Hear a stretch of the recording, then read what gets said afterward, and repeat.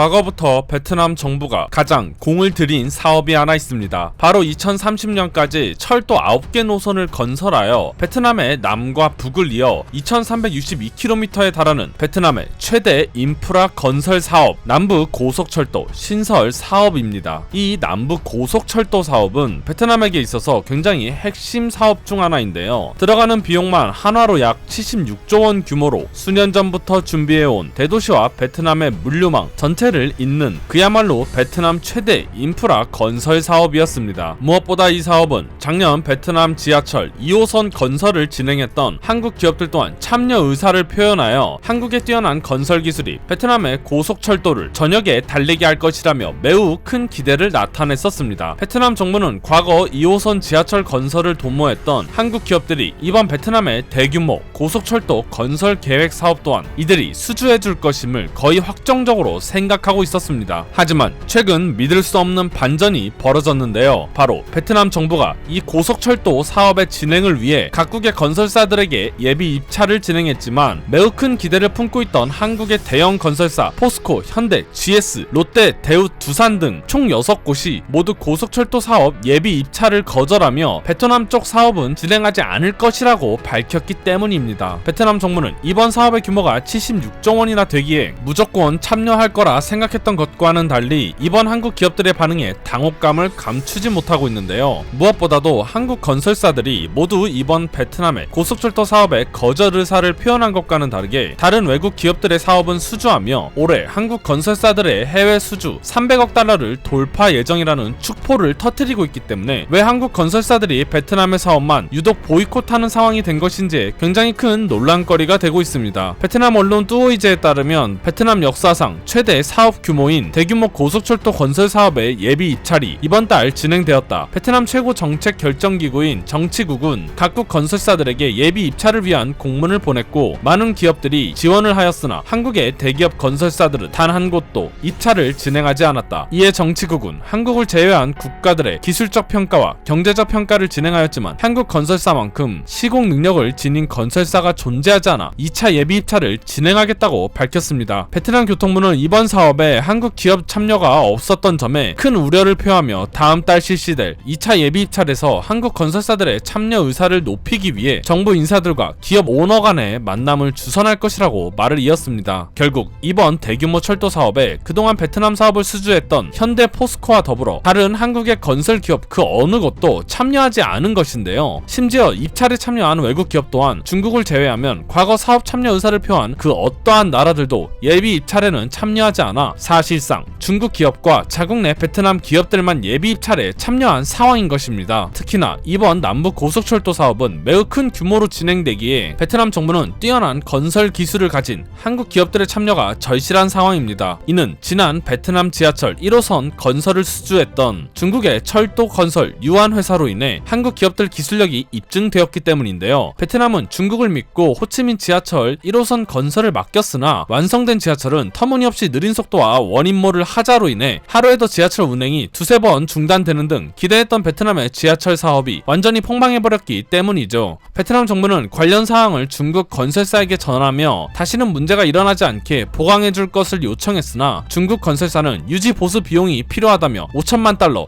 한화로 약 612억 원을 지급해줄 것을 요구했습니다. 이에 베트남 차관은 최근 중국 철도공사가 한 요청은 들어주지 않을 것이다 라고 말하며 계약사항에 따르면 유지 보수 비용은 차후 문제가 생길 경우 지급하게 되어 있다며 이번 문제는 지하철 첫 운행부터 발생한 엄연한 중국 건설사의 책임이라며 중국과 베트남 양국이 지하철 사업 문제로 감정이 좋지 않은 상태였습니다. 물론 베트남 정부 또한 최근 한국과의 관계가 좋지 않은 것에 변수가 작용할 가능성이 있다고 생각했지만 그래도 76조 원이나 되는 대규모 국책 사업인 만큼 한국 기업이 단 한 것도 참여하지 않은 것은 굉장히 큰 충격으로 다가오고 있습니다. 중요한 건 5조 규모의 터키 고속철도 사업은 한국 기업 건설사들이 무려 7곳이나 참여 의사를 밝혀 베트남 정부가 굉장히 큰 불쾌감을 드러내고 있다는 것입니다. 터키 정부 또한 의도적으로 베트남을 저격하며 우리는 애초에 공사 대금의 70%를 선지급하고 있기에 한국 건설사들과 긴밀한 협조가 가능하다고 언급하기도 했습니다. 결국 이번 베트남 고속철도 사업은 주축으로 움직일 거라 생각했던 한국 건설사의 참여가 없어 사실상 사업이 무산될 지경에 이르게 됐는데요. 물론 이들이 2차 예비 입찰을 진행하며 한국 기업들의 참여를 이끌어내기 위해 많은 방법을 구상하겠지만 그동안 자신들의 관례라고 하며 쌓아온 업보들로 인해 이제는 자국 인프라 사업까지 제대로 진행하지 못하게 된 것입니다. 이상 국민투브였습니다. 오늘도 시청해주셔서 정말로 감사드립니다.